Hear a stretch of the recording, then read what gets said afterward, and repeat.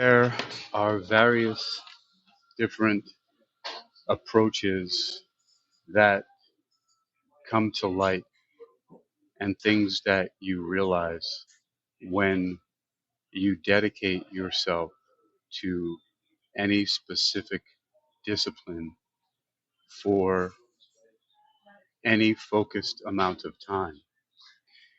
And I want to be clear that I'm not talking about any necessary duration over a period of years. So the first example of this, you can have someone who, for example, goes to some kind of, let's talk about martial arts practice, and they go once every week, and it's 1 hour every week, and they do this for a year. And we know that there are 52 weeks in a year. So if they're going only 1 hour every week, they've only spent 52 hours practicing martial arts. And I'm saying, just imagine that they're just a weekend warrior. They only do that 1 hour. They're just going for that, right? But if you have another person who they take that same class, but then they go home and they practice for another hour, now they have 104 hours of practice in the same span of a year. And you can see how that multiplies out for any number of hours that you add per week, per day. And you can see that it doesn't matter the calendar year or calendar month or calendar week of time that something is done. It's about the concentration, right? And we're talking about concentration in a similar way as in chemistry, right? Where you can completely saturate, for example, a liquid like water with sodium. It gets to a certain point where you cannot dissolve any more sodium into the water.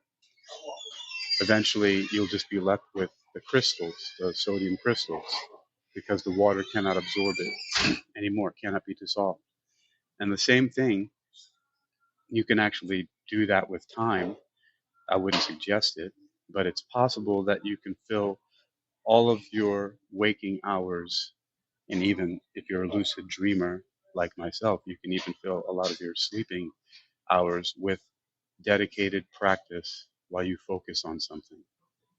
And so we know that calendar time is not the necessary factor of how you can develop excellence and mastery. It's actually the concentration of how much you do it with each period of given time. Because the calendar and clock time that we have is fixed. It's based on cycles that have been well established. You know, we all know of them: 60 seconds in a minute, 60 minutes in an hour, right? 24 hours in a day, 7 days in a week, right? So it's it's how much of that fixed clock time are we dedicating to? And this speaks a lot to focus and concentration and efficiency, how we actually use our time. And you'll very often, especially nowadays, hear about how people waste their time with things like doom scrolling and just various different activities on social media that have nothing to do with the productivity that many people claim to want to have. There are many results in life that people claim to want to have, but they're not putting in the work, when sometimes the work is simply a process of elimination. So, and I talk about the process of elimination a lot when it comes to nutrition and the health of your physical body, but it plays out across the spectrum, whether that be your spiritual unfoldment or your psychological and mental progress or your physical health. A lot of times the things that we want to improve upon do not require adding things, but instead they require the subtraction of various different toxic or unhealthy or unproductive activities. And so now, if we look at the focus, as I was talking about before, and the practice on certain things and intention, and I started talking about, how somebody could practice martial arts 1 hour a week and that's it. And that's the result they're going to get. They're going to get that 1 hour of training, that 52 hours they'll have at a year, where somebody else can have 720 hours. They could have 1,000 hours. It just depends on how they concentrate their focus in the given time that they have. You can look at, for example, one day that has 24 hours as similar to it being, 24 ounces of water. And that 24 ounces of water can only dissolve a certain amount of sodium. And so we can look at you spending your time as the same thing. Your time gets filled up with various things, and eventually, by the end of the day, you'll have spent your time doing something.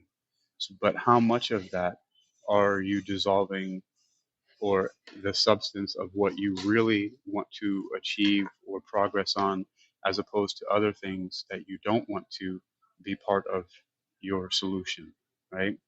So everything can be looked at like a solution in that 24 hours, right? What are we putting into every minute, every second, every minute, every hour of that 24-hour day? And you can look at it as a fraction. You can look at it as that, 6 out of those 24 hours you spent practicing martial arts.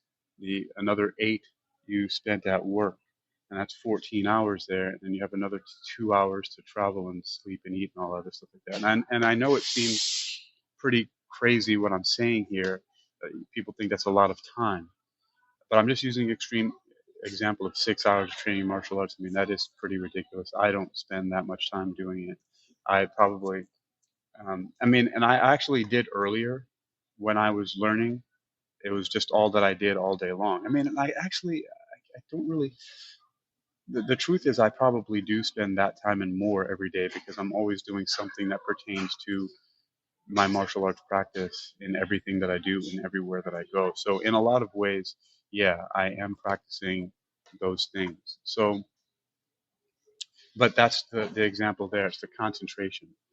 So recently, there was the uh, a, a person I know that it was on Facebook, but a gentleman was speaking about these children that were given the rules and the objectives of practicing judo, and so they were told that the goal was to take down their opponent, to throw them on their back or something like that, or get on top of them and or hold them down for 3 seconds, which would be considered like a pin, right? But they didn't teach them how to do it. They just taught them what they were to do, and that was to get them in those compromised positions in order for them to win. And they were surprised to find that these children, without any training in the specific techniques or methods on how to do the takedowns, they actually started doing well-founded, time-tested judo techniques to take down their opponents. Like just finding and learning that the objective was to get them down onto the ground, onto the back, or to hold them down for 3 seconds. They started developing the techniques without being taught them. And so this speaks to intention. And so, for example, the intention that one has in what they're doing speaks volumes. And it also shows to how, for example, someone can be practicing martial arts for 20 years and not know how to fight because that's not their intention. But in my case, for example, I've always been specifically a fighter. I've always wanted to win in street fights, and and prevail in the ring. And if any other combat situations came about, that at least if it was hand to hand, that I would come out on top. And I learned a lot of this mostly from being exposed early on to the philosophy and the work of Miyamoto Musashi, specifically first through his book of Five Rings, and then through the work of Bruce Lee in the Tao of Jeet Kune Do and Bruce Lee's fighting method, in which that was the end goal was to win in combat. And so Bruce Lee, he had one of his teachers was Ip Man, famous for Wing Chun, and then Bruce Lee basically he learned all kinds of other things. Specifically, he talked about if you want to beat a karate man, just study boxing and wrestling for 1 year and you've got him. And it's a little bit of an oversimplification, but the idea is sound. And the one of the things that I came across that was most significantly influential on my martial arts progression after Miyamoto Musashi and Bruce Lee was learning about capoeira. And when I first saw it, I thought, wow, this is people who are actually doing really flashy, fancy moves that you would see in movies and video games, but they're fighting with it. And then I quickly learned, through testing it and things like that, that wasn't always the case. You wouldn't come out on top in a fight by doing a lot of that stuff unless you were going against somebody who was really untrained. And even in that case, if they were somebody who's a street fighter who's just raged out and aggressive and, a really tough person, it would be very difficult. So I was forced to modify the capoeira to a very solid base of techniques, some of them flashy, but a lot of it is mainly because I learned that it helped teach me body awareness and just about where I was in space and in the environment and how to be upside down and how to roll and how to catch my balance, how to land, how to how to attack, how to escape, how to deflect from on one leg or from my hands or from one arm, one leg, and various different positions, crawling positions, standing positions, from various different jumping, learning how, I don't really ever fall. I really just kind of roll in, through, and out of things. And so that that all came about because the goal was to win fights, period. And just like how those kids, because they were given the objective of takedowns and pins, they developed the techniques all on their own of how to do it. And of course, the rules, of course, in judo isn't you're not punching or striking or trying to hurt anybody in that way. So, and also, I gave myself a lot of really hard and fast rules that I gave to myself with capoeira, which was, well, don't necessarily think I'm going to get into that right now, but I've spoken about them at length before. And so now this applies to a lot of things in our lives and in the resources we're attempting to control. And it speaks volumes from that how you can look at martial arts and how when it's approached from a certain way can be a guiding example of how to do many other things in life, at least when you have that perspective, which I do. And so you I'm really very fascinated by this resilience and an intention perspective and how it's affected my life. So I'm first going to go over four things that my mom said. She never codified them, but because I heard them so often from her, and I have had a lot of time to think about it, that I've codified it myself and put it into a specific order. And there are four things that she said very often that I took as lessons, and then I applied this idea of having an end result in mind and how those things and almost anything that you can do can be guided by having the objective in mind. And it's pretty fascinating. And so the first one was everything happens for a reason. And I'm pretty sure that a lot of people have heard that, and people have heard the first three that I'm going to say, the next two after this, and maybe the last one. But everything happens for a reason, and a lot of times we don't know what those reasons are.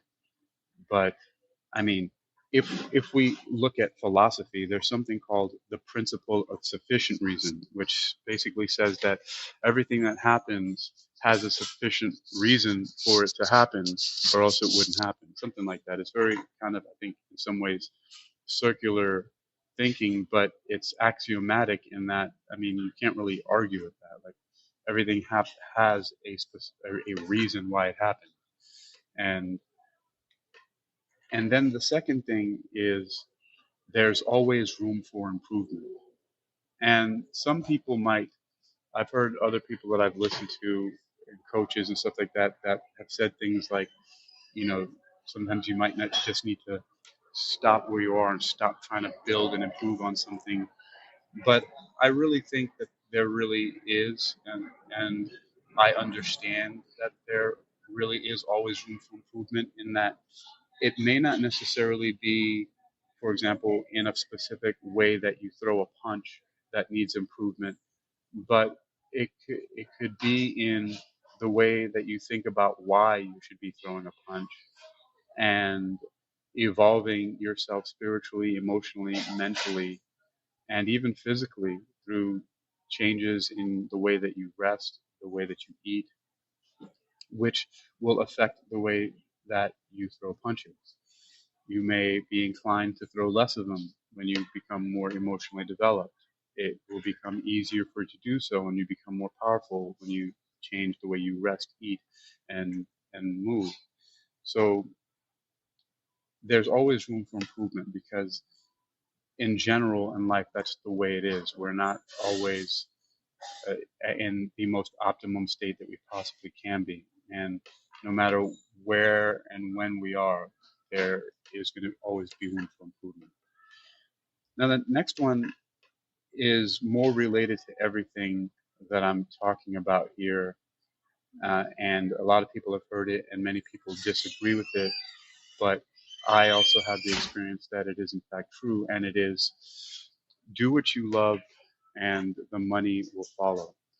And some people will then apply the principles or the philosophy of Ikigai from Japanese Ikigai,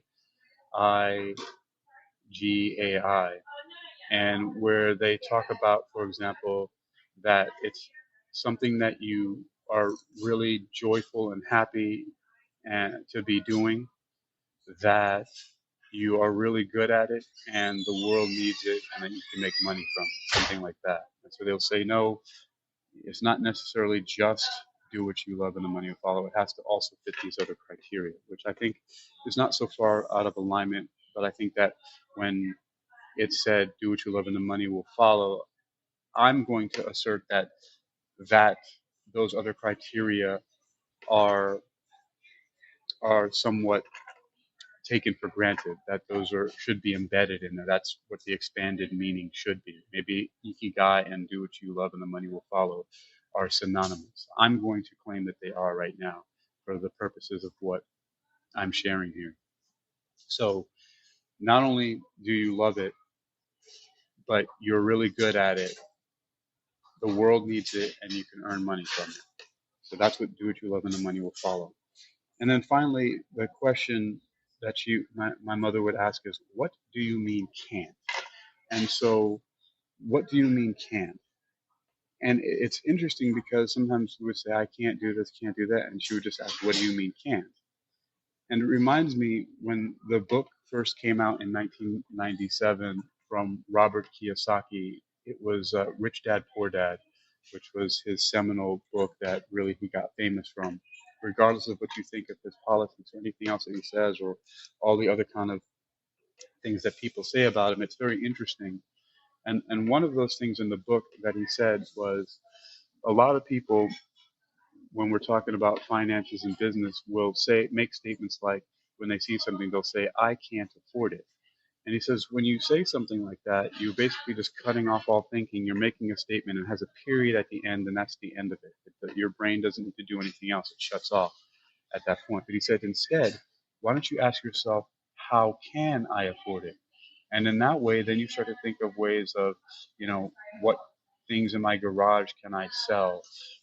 What subscriptions can I cut off to have more money available to me? So on and so forth, right? Like, what other things can I sacrifice, or what other things can I do so that I can afford it? And that's similar to the question, what do you mean can't? Right? It's not that you can't. It's just that maybe currently in the state that you're operating from, it's not very feasible or logical or likely, but it doesn't mean that you can't, right?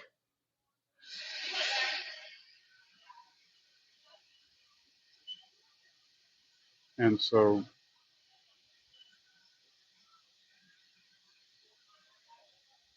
and so I got distracted. I was looking at my jumping spider. She was just being very cute at the bottom of her little log that she has. So, and getting back to the original opening of this dissertation here is that there's intention and there's concentration. And when we have a specific intention of something that we want to accomplish, then we must concentrate our time with those activities that lead towards that, to the exclusion of other things. And I've often, again, talked about this in optimizing our health, that this should be done when we want to feel better and function better. And, I've often used the example that Dr. Andrew Weil uses about a river that a paper company set up shop and it started polluting the river and everything in it died. And then when the paper company had to pack up and leave, everything in the river came back to life without any other intervention except for the fact that the company left and stopped polluting it. And it's the same way for the human body, that really sometimes in the case of health, less is more. Less toxins equals more vitality. And it's the same situation for everything that we do in our lives. You could say that doom scrolling and a lot of the very short dopamine capturing or stimulating things that we find on many types of social media is similar to the toxins. And the solution is simply less of that. And you will have more thinking capacity, more joy, less anxiety, right? So, and also in a very self serving way, I would say that you can redirect your attention, because you have to pay attention, because attention costs time, and we spend time on things which is really our life. Life is literally our time. So really, when we're paying attention, we're paying our life. When we're spending time, we're spending our life. Things that we do cost lifetime, right? Life and time are very similar in the way that, in metaphysically, in the way that physicists have identified space and time as being similar, right? There's space time, or there's lifetime. And so the way that we are spending our lifetime, and because of how we are paying attention, right? That's how we need to look at the direction and the focus of our activities if we want to accomplish anything. It's actually really quite that simple, even though it might not be easy. It, Oftentimes it is very challenging. It's quite challenging. It's um, it's it's excruciating sometimes. It feels torturous. Sometimes it can feel hopeless. I do know that these things that I'm saying aren't just a walk in a park. You're not just going to steamroll through life just because you want certain things. but I am going to say it is worth it. And again, there's that valuation term used, right? Worth. And so, but we have to really understand that what is being spoken about as being valuable and having worth really is our lifetime. That is really what is to be understood here. And when you take that perspective, that's what that, that the cost is life, that you literally are spending your life by paying attention to certain things. That should significantly change your perspective, unless, of course, you don't care about your life or the life of anyone else. And in that case, this is not something that you need to understand. And the the reward, right? The the the return on investment that you get is directly in proportion and maybe exponentially return in proportion to what you are actually investing your time in, right? And so I have recently discovered this in my activities, specifically what I'm focusing on right now. And I'll give you the very concrete results of what's happening and what I'm talking about, this being a very meta example of this. So, as I mentioned earlier, I said that one of the things I was going to focus on is the do what you love and the money will follow, and how, Ikigai is, about, what do you enjoy doing? What are you passionate about? Are you are you really good at it? Does the world need it? And can you earn money from it? And that's what is meant by do what you love and the money will follow. And then the other point that I made earlier was about intentionality. When you have the intention, as I did, that, for example, I wanted to understand how I can use capoeira movements to prevail in combat, I had to eliminate a lot of things, which again, those things could be equated to the toxic things that I'm talking about, as in food, like what heal the river and what can heal your body and what can also give you back your lifetime when you get rid of those certain things, right?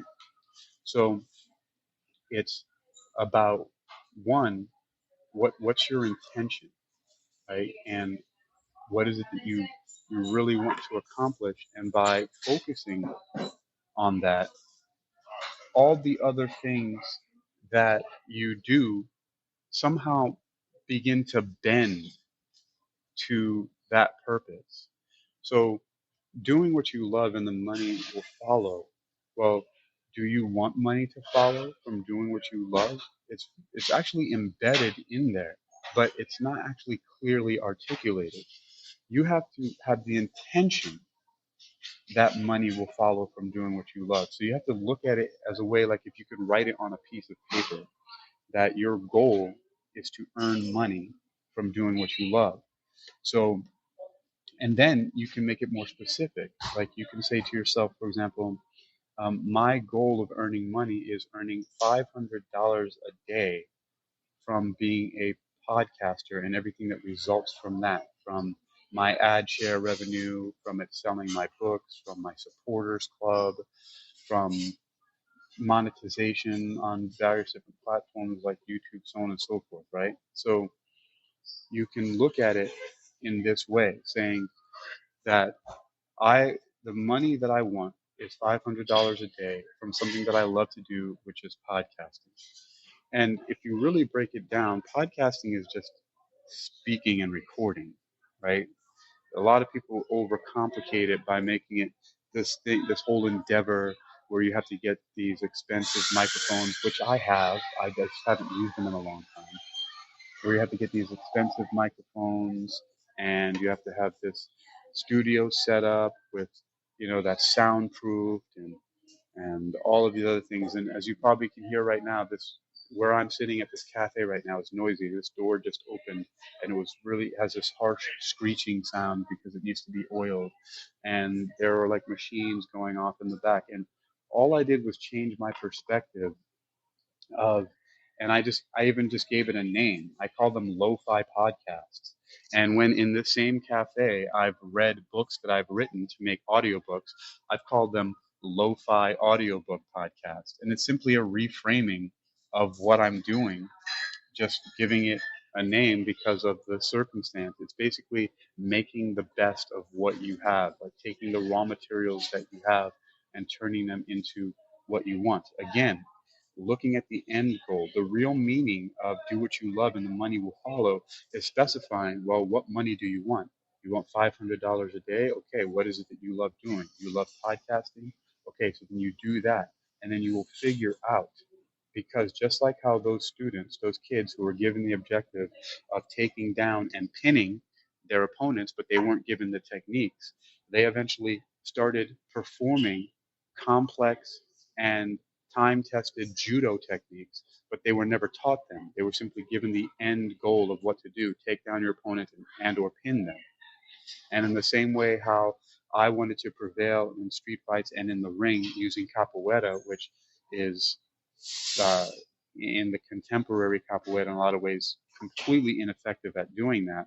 But by me focusing on that, that's the goal that I achieved by doing it, by having to cut out certain things that I was doing and focus it in a certain way. And the same thing happens when you make it a specific objective first, and then you decide that the thing that you're going to use is going to get you there, and you focus on that. So I said that there was going to be something very practical that I have understood from making that focus, right? So first of all, okay, so again, the idea is do what you love and the money will follow, but you have to establish, okay, I'm earning $500 a day from podcasting, which is really saying I'm earning $500 a day from speaking, right? And so then what that becomes is, okay, you just have to now fill in the gaps. How does that happen? But an interesting thing that without even necessarily having to think about all of those details in between, that's what begins to happen. So for example, I now have this podcasting software that I've been using since 2014 has evolved and had many iterations over time.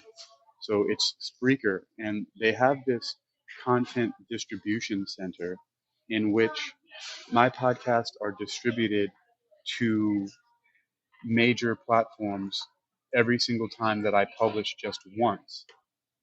So, for example, when I publish my podcast through Spreaker, it automatically gets published to Amazon's Audible, to Apple Podcasts, to Spotify, to iHeartRadio, and to YouTube. And then also uh, it gets broadcast out into Facebook and X. And then it also gets put onto podcast, uh, what do you call it? Um,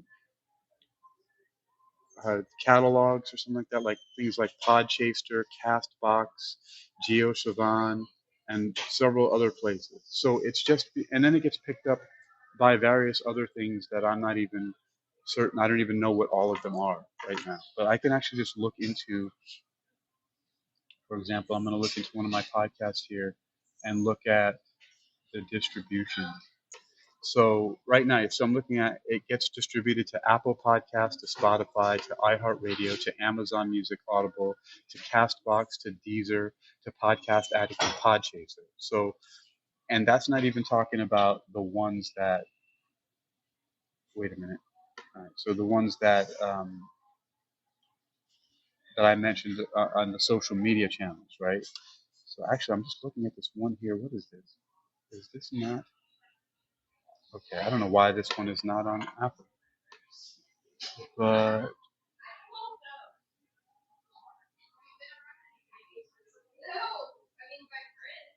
okay. So, all right. But that's my point.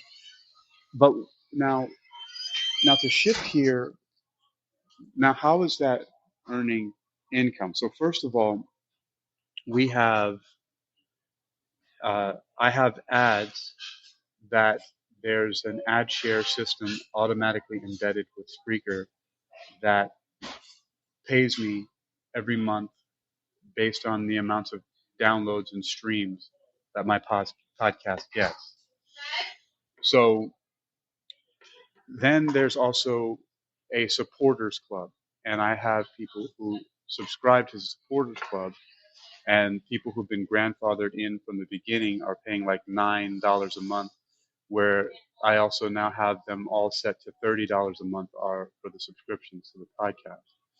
So so not only am I earning the ad share revenue and the supporters club monthly, but also all of my podcasts have in their footers links to my bookstores. So my bookstores on Amazon, my bookstores on books.by/Uniquilibrium, which is my World Reading Club bookstore, and things like that. And so, and then there's all kinds of other monetization opportunities and strategies that I haven't even activated yet. And also, because of how I am recording and making titles for and directing my podcast, they are directing traffic to me locally to recruit students to teach for my healthy living and self-defense program. And so there's all of this just one single activity of speaking that is then being distributed not only as spoken and written word, but then broadcast on all of these major platforms with one simple publication. And so again, to recap, what how did this all happen? Right? Because I didn't determine how that was going to happen. I just determined what was going to happen. Right? So my determination was I am earning $500 a day from podcasting. It's the doing what I love and the money following, right? So $500 a day from podcasting. I didn't decide how that was going to, exactly how, what was going to go in between to make that happen. Just only that I want $500 a day from podcasting. And then the do what you love, money will follow, the Ikigai system, which is, are you passionate about it? Do you love it? Are you really good at it? Does the world need it? And can you earn money from it? So all of those criteria are in place. But what's interesting is that you have to focus on, does the world need it? And what does that actually mean? What it actually means is something that a lot of people hear but don't necessarily focus on so much, because there's a whole lot of fakery and buffoonery and just really stupid information about it. But what it really means is, are you offering something of value? And what does that mean? Is it actually improving people's lives in some way? Is it actually giving them something that they can either think about in a way that's going to turn into something actionable? So, like, for example, what I'm telling you right now, not only have I told you that the Spreaker content distribution system allows you to broadcast to all these different places at once, but also I'm speaking about and broke down how Ikigai is directly related to the saying "Do what you love, and the money will follow," and and how also the fact that I'm speaking this as a stream of consciousness and I'm not reading from a script and I'm simply recording in a log cafe, and how I've also uh, reframed it from being with expensive mics in a studio and all that stuff like that, and just calling it lo-fi podcasts. And then when I read my audiobooks, I call them lo-fi audiobook podcasts. And just instead of trying to make something up or fake it, I'm just simply very plainly talking about things that I actually have experience with, which fall under the categories of metaphysics, music, and martial arts. And if you don't know what metaphysics is, I specifically define it as the study and the application of spirituality, science, and philosophy. And music is pretty, self-explanatory, and so is martial arts in many ways. So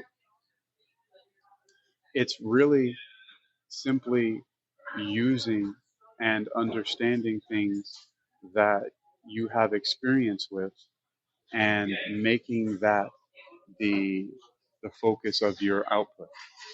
And it doesn't need to be anything more than that. And when you hear information about, I mean, and I've even written books about podcasting for fitness trainers and podcasting for psychology students. And all of the research that I've done comes down to a lot of this really ridiculous gatekeeping stuff. And I even just put together the books and then compared it to other ones on the market. And they're pretty much generically identical. They all tell you the same generic information that you need to get certain kind of microphone so that your voice is clear about this, and have a quiet setting that you're undisturbed, and you know uh, I, just all the information is the same, and some of it's good, but a lot of it, common sense is not so common, but a lot of it is very common sense, or really it's just common information. And but what really actually comes what it comes down to is not the context, meaning not the container or the medium that, but what we're talking about here is audio, right? But it's the content, literally, actually, the content. People talk about being content creators, but it is what is contained in what you are offering. What are you communicating? And if you're not communicating something that is going to move somebody forward towards the results that they desire. Meaning, years ago, I heard something from Christopher Howard, who had, uh, an organization called the University of Excellence, and he said something like, the reason why I believe the things I do and behave in the way I do is because they consistently achieve the results that I desire, and that should be your criteria. If something is not helping you to consistently help you to achieve the results you desire, then abandon it. It's the same thing as I've said before, which is the process of elimination. Just like in the river that was being polluted by the paper company. All they had to do was stop the paper company from polluting the river, and everything came back to life. The same thing in the human body. All you have to do is stop putting poison into your body and you will start to heal. The same thing with your psychology and the way that you feel. Stop doom scrolling and putting in all this nonsense in your brain from social media and you'll start to feel better and think better. And again, in a very self serving way, I say that you should tune into and listen to information such as what I am sharing right now. It's just better for you than all of this fakery and nonsense and go betweens and garbage and these things that you're going to hear. I mean, life is really not that complicated.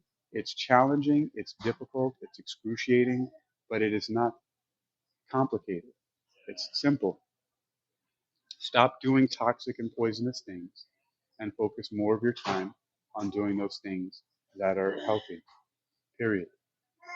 And that is what consistently will help you to achieve the results you desire.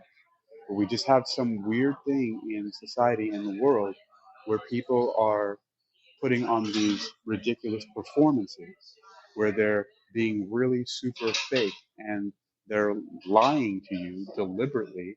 And some people are doing it, you know, uh, unintentionally because they don't know any better because that's what they were taught. And people just seem to think that this is the way that you go about living your life. That when you go on dates or go on job interviews, you lie and puff yourself up, you stuff your resume in order to do it. That you put on this facade, which is actually unsustainable because then later on you get found out and the person that you're with or the job that you have is either going to tolerate you, which is really existing with you through resentment, or they're going to get rid of you because the honeymoon is over because you've lied. But a lot of people, because they don't have a lot of self-confidence, especially in romantic relationships specifically, and they feel like they can't do any better or get anybody else or they don't want to be alone, they'll just put up with it. But it's not going to be the best, most loving, most optimized relationship. But this is how the majority of the world and people are operating from this performative, fake ideal, which is really because you're prioritizing form over function, which means you're prioritizing superficiality over substance. You're prioritizing uh, charisma over character. You're prioritizing what it looks like rather than what you can do. And I'm saying that function is greater than form. What you can actually do, the abilities that you have, the results that you get are far more important than what anybody thinks about what it looks like. It doesn't actually matter. There's a saying that says, damned if you do, damned if you don't, right? And I have interpreted that to mean that people are going to hate you or love you regardless of what you do. So you might as well do things that are actually functional and give you ability to the highest form that you possibly can have these abilities. And I talk about often my three M's, which are metaphysics, music, and martial arts. And I do those things every single day, which is metaphysics is my research into philosophy, science, and spirituality. Music and martial arts are self-explanatory, right? But they all reinforce each other in some way because they're all related. And the better you get at those things, you actually become a very well-rounded person. And I'm just using this as a very specific and clear example because when I was going through grade school, high school, and all that, you would have these delineations between nerds and jocks, right? The people who are the brains and the people who are the brawn. But what is the problem with being all of that? Why is it that you can't be an intellectual, an academic, and be smart and understand how to do things and know things, and also be a badass martial artist or football player or what track runner or whatever it is, and then on top of that, have talents like be able to sing, play musical instruments, so on and so forth, dance. Like, there's no reason why you shouldn't be able to do that. That actually doesn't make any sense. There's no reason, there's no reason at all why you should think that you have to limit yourself to being one of those things. Now, I do understand that specialization, a lot of people achieve a lot of things through specializing in being a physicist or specializing in being a saxophonist, for example, or specializing in only Taekwondo. Yes, you get a high level of skill in that particular specialization. That doesn't mean that you're going to be if you're really good at Taekwondo, you're not the best martial artist. You're not going to win MMA fights, right? Because Taekwondo is not built for that. Taekwondo is built for beating other Taekwondo practitioners, right? But if you are someone who practices Taekwondo and do what I did with Capoeira, with the with the goal of being to prevail in combat as consistently as you possibly can, then it's a different story, right? But there's no reason why you cannot, and no reason why you should not be a well-rounded person.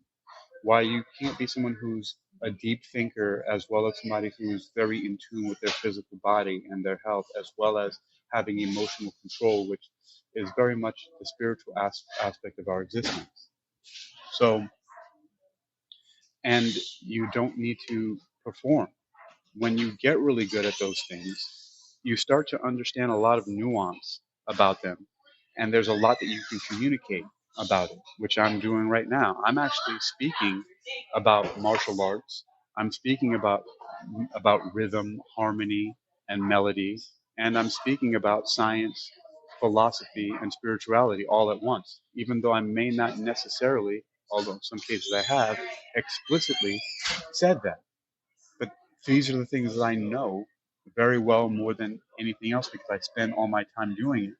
And it has completely turned me into a very well rounded person just because I've maintained doing those things. And that's really the fundamental of what this is about. So to recap here is I'm talking about intentionality and focus, right? And what does it really mean to do what you love and the money will follow?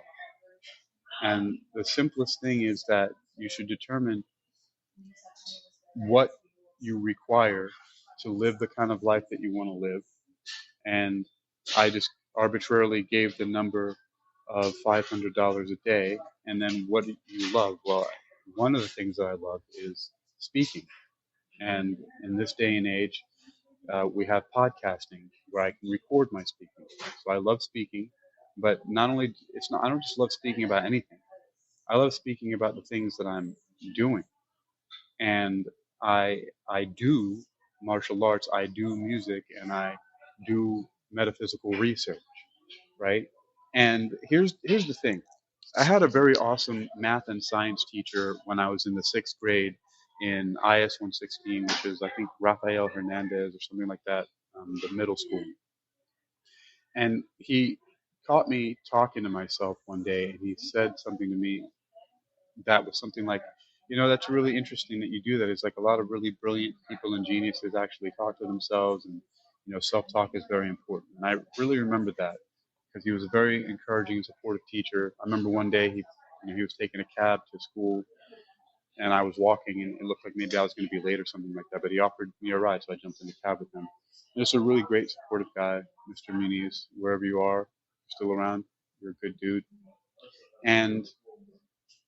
And so I realized also that a lot of times, there's this idea, and this goes to my training as a clinical hypnotist from HMI, that a lot of what we do and a lot of our programming has to do with self-talk.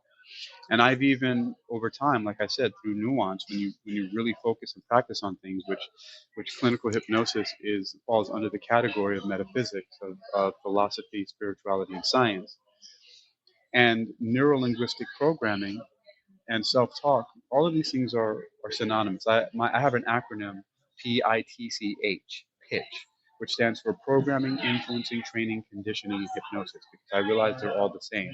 And even I'm developing the Institute of Metaphysical Hypnosis because I realize that hypnosis and metaphysics are really synonymous.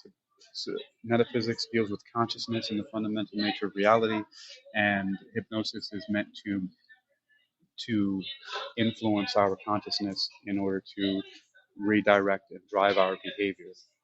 So I realize that I'm always talking to myself, whether it's in my head or out loud. And so all I'm simply doing are taking the thoughts that are in my head and filtering them in a way that people can understand, and also being sure that I'm communicating things that are actually going to be beneficial to people by breaking down my thought process and sharing that and publishing it. So and I objectively know that this is the case because of the feedback that I get. Neurolinguistic programming, one of the things I also heard from that is your communication is only as good as the response that you get. So the fact that my podcasts are being downloaded by hundreds of thousands, and I'm constantly reaching all of these milestones with it, and I'm getting massive distribution, and it's not slowing down, is and that it's resulting in real world contact for my local healthy living and self defense program. So I'm experiencing this objectively rather than just as part of my opinion or some hopeful wishes and dreams. But it all started because I decided that I was going to do what I love, and the money will follow. And so again, what is it that I love to do? Metaphysics, music, martial arts. And because of that, there's a lot of self-talk and a lot of internal dialogue that goes on about that. And so by expressing that, by speaking about it and recording it, I also, it's just something I love doing because it's about those subjects themselves. And so that then becomes an extension of what I love. And because of that, and because of the way technology operates now and the way I'm able to monetize my voice, the money is following. And it's following in a pattern of earning money in your sleep, aka passive income. And all I did was decide that my goal is $500 a day, and I'm going to earn that from metaphysics, music, and martial arts. And this here, this speaking, this sharing this is primarily in the metaphysical field because it's me communicating information and transmitting my learning and knowledge to others in a one-to-one and one-to-many platform. And so it's a completion. I realize that I'm on top of my own world, and I'm creating my reality in a very clear way. And so that's what is being done here. And I am, all of this has become so clear to me simply by being in action all the time, and doing things in a certain way, which is having an end goal in mind. Again, just like those kids learned those judo movements, and how I learned how to turn capoeira into an effective fighting method based off of the Jenga. You know, one of the things being ambidextrous, for example, just one thing, but I'm not going to get too much into it. But that's the same thing. This is all related. When you have the end objective, then you can basically use any vehicle to get there. And that is the takeaway that you will understand from this. I am Hakeem Ali Bokas Alexander.